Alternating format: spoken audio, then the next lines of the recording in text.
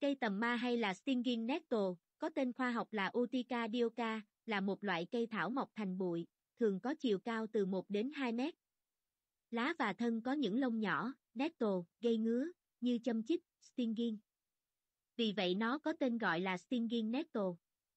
Đây là một loại cây có nguồn gốc từ khu vực Bắc Mỹ, châu Âu, châu Á và châu Phi. Dưới đây là một số đặc điểm chính của cây tầm ma. 1. Lá. Lá của cây tầm ma có hình dạng hình trứng hoặc hình trái tim, có cạnh răng cưa và mặt trên có lớp lông nhọn. Khi tiếp xúc với lá, những lông nhọn này có thể gây ngứa và cảm giác châm chích trên da. 2. Cành và thân. Cành và thân của cây tầm ma có màu xanh và có những lông nhỏ. Thân cây có tính linh hoạt và có thể gãy dễ dàng. 3. Rễ. Rễ của Stinging Nettle là một hệ thống rễ sâu và mạnh mẽ. Chúng có thể xuyên thủng vào da và gây ra cảm giác đau và ngứa. 4. Hoa. Cây tầm ma có hoa nhỏ màu trắng hoặc xanh nhạt, được nhóm lại thành những đuôi chùm dài. Hoa thường nở vào mùa xuân và mùa hè.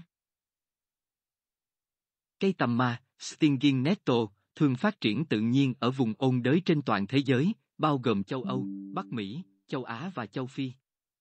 Cây này thích ưa môi trường ẩm ướt, đất giàu dinh dưỡng và thường được tìm thấy gần các khu rừng, bãi cỏ, vườn cây hoặc ven đường.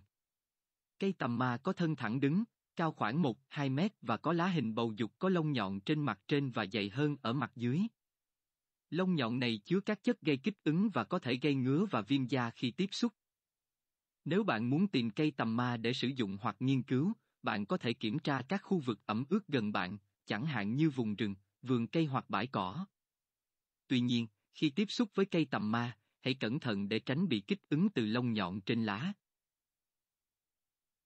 Có hoạt tính chống viêm do chứa các chất chống viêm như quercetin, camphorol và axit caffeic. Nghiên cứu đã chỉ ra rằng cây tầm ma có thể giảm viêm và giảm triệu chứng viêm trong các bệnh như viêm khớp, viêm đại tràng và viêm xoang. 2.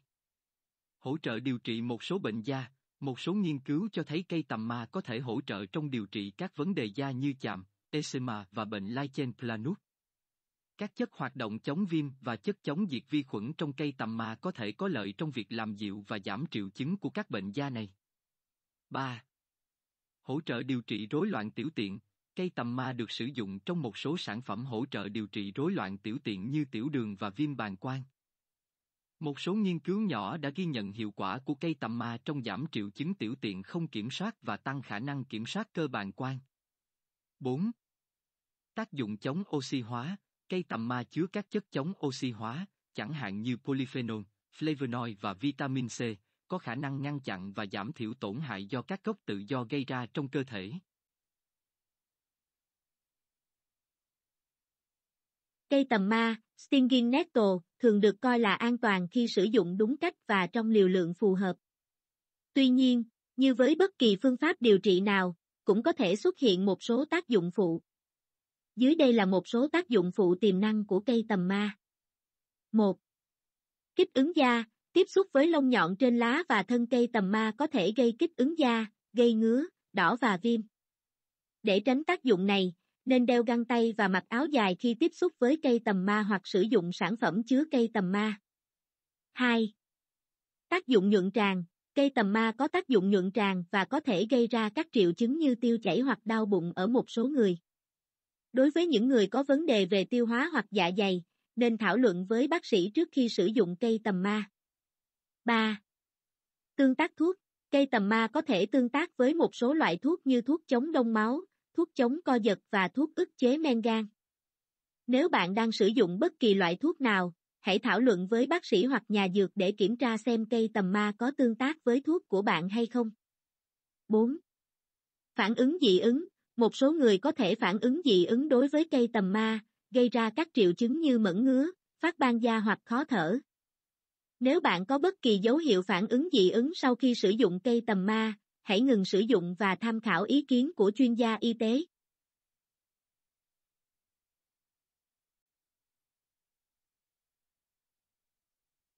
Cây tầm ma, Stinging Nettle, có thể được sử dụng trong nhiều hình thức khác nhau, bao gồm uống dưới dạng trà, sử dụng dưới dạng bổ sung thực phẩm, hay áp dụng trực tiếp lên da.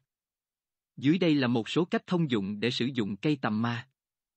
1. Trà cây tằm ma, lá tươi hoặc lá khô của cây tằm ma có thể được sử dụng để pha trà. Hãy đun sôi nước và sau đó thêm lá cây tằm ma vào nước sôi. Đậy nắp và để nước ngấm trong khoảng 10-15 phút. Sau đó, hãy lọc bỏ lá và uống nước trà. Bạn có thể thêm mật ong hoặc chanh để làm cho trà thêm thú vị. 2.